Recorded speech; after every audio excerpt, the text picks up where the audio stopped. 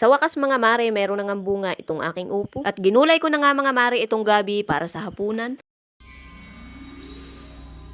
Magandang araw, another day, another mini vlogs. Samahan niyo ulit ako mga mare sa panibagong araw namin dito sa bukid. Bali ngayong araw mga mare ay nandito nga lang ako sa bahay at hindi nga muna kami pumunta dun sa kubo. Kaya naman ay hinimay ko na nga lang muna itong aking gugulayin na gabi para sa hapunan. Bali kahapon mga mare at ngayong araw nga ay napakaulan kaya naman ay hindi nga muna kami pumunta dun sa kubo. Dahil sa sobrang lagkit din nga mga mare ng lupa ay wala rin nga kaming magagawa doon. Kaya naman sabi ko mga mare kay mister ay magpahinga na nga lang muna kami ngayong araw. Para naman kapag sumabak nga ulit kami mga mare dun sa aming tani ay talaga namang may energy na nga ulit ang aming mga pagkatao. Huy. Pero dahil tayo content creator mga mare ay hindi nga pwedeng wala tayong gagawin sa bawat araw. Kaya naman bago pa umulan mga mare ay naghahok nga muna ako dito sa aking upo. Nilagyan ko nga mga mare ng bato yung paligid nitong puno ng upo na ito dahil gumuguho nga yung lupa. Pag dinidilig ko nga mga mare ay umaagos pa ibaba yung lupa at nahuhuka yung pinakang ugat. Kaya naman para magkaroon ng stopper mga mare yung pinakang lupa ay ito at hinanayan ko na ng bato. O diba napakataba ng utak. Charis. At syempre mga mare isinabay ko na rin nga dito ang paggagahok.